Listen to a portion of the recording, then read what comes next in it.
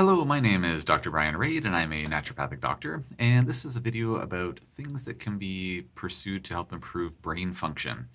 Someone posted or emailed me a question actually about this topic. This individual just relayed that they have a history of, let me have the email up here. So, history of being diagnosed with depression, PTSD, dissociation, certain other mental health conditions, and the person was ultimately wondering what types of things can be utilized to help improve brain. Well, the verbatim question is what to do to help improve brain function or treatments to help with that. So it's a great question. Focusing on cognitive health and well-being is something that I do a lot of in my practice. A large proportion of my practice, as any of you have watched my videos the past know, is focusing on patients who are dealing with complex chronic illness. And a big facet of that is certainly cognitive compromise, whether it's something like, ranging from mild brain fog to extreme, memory and executive functioning deterioration. I've worked with many patients with different types of diagnosed dementia, and which obviously would be on the more extreme end of the spectrum, and then many patients with diagnosed, depression, anxiety, PTSD, things like that too. So I have quite a bit of experience in that area, or in this area. So it's a great question. It's a big topic, but generally speaking, the approach that I like to take when we're able to, when patients are willing and able to willing to do this and able to afford to do it, is doing some lab testing just to get some objective markers to see what's going on. We can learn a lot from clinical history, and it's certainly not mandatory or required to do lab testing to work in this area. But some of the tests that are helpful would include looking to see if there's any type of chronic infectious component going on. So, excuse me, sorry, I've been talking all day. It's the end of my day and lots and lots of patients today. So a little bit of a frog in my throat. So looking to see if there's any infectious microbes, so whether it's chronic viral infections like Epstein-Barr virus or HHV6 virus, Coxsackie virus, etc., whether there's some bacterial infection like the Lyme disease causing bacteria, Borrelia burgdorferi, or Bartonella, Babesia, Mycoplasma, and other microbes like that. So some type of a systemic infection can sometimes be a big factor in these cases. And there's some really interesting case reports and certainly lots of clinical experience looking at the impact that some of these microorganisms can have on our cognitive well-being. Also looking to see if there's any toxin elevations in the body, so whether it's synthetic chemicals or it's heavy metals, that can be really important.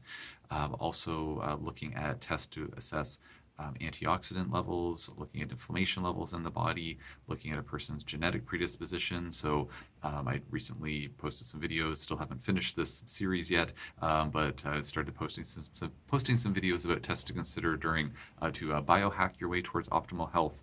And the tests that I'm mentioning just now, a lot of them, like the ones around inflammation, antioxidant status, genetics, etc., are related to the, or I touch on those during in those videos if you want to reference those if you're interested. Also making sure that blood sugar regulation is on track, so potentially using a continuous glucose monitor to see if there's any blood, wild blood sugar fluctuations happening. So even sometimes when folks are eating what we all think is a really healthy diet, and I'm not talking like a Canada's Food Guide diet, or is there an America's Food Guide? I guess there probably is something like that. I'm talking about like, a super healthy by our, hoity-toity functional medicine, integrative medicine standards diet. And sometimes even eating that way, there's abnormal blood sugar regulations that correlate with more periods of being more symptomatic. So there are certain tests, background tests that can be really helpful to take a look at.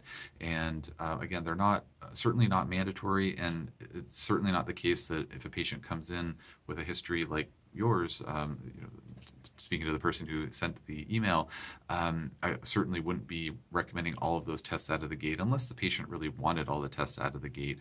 I would be, of course, basing it on their history and certain clinical clues that would point me in the direction of, which tests would be the most valuable to look at. But quite frankly, we may want to look at all of those tests over time eventually, because we generally don't want to leave any stones unturned. Now, that being said, if we identified, Lyme bacteria in their body, start treating that, and their cognition just gets all better, then we might not need to go down those other rabbit holes.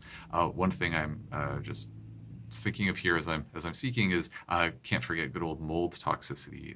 That's so huge. I talk about it all the time, and just those of us who have treated many patients with mold illness. I've treated several hundred patients with mold illness over the years.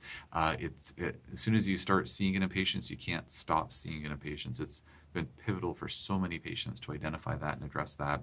And a lot of mold mycotoxins create a significant amount of neuroinflammation, which can exacerbate a lot of mental, emotional, cognitive symptoms. So those are some tests to consider, and then once we know what the test results are, then the correct treatments can be implemented. Now there are some symptomatic treatments, or rather more like condition-based treatments, I should say, that are, in my opinion, indicated regardless of what the cause is, because of course we want to address the root cause to help get rid of the problem that started it all in the first place.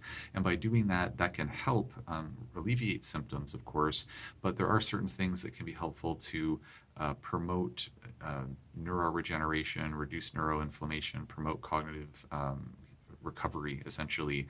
And I'd like to talk about those too, but I'm keeping an eye on the time in the corner, and I'm already at the over the 6 minute mark. So turns out that my loquacity is leading to another two-part answer video. So I'm going to leave it there for part one of this answer. Thank you for the question. I will get to part two as soon as I'm able to. If anybody has any questions or comments about this or any other topic, please feel to post it in the comment section below, and I will leave it there for now.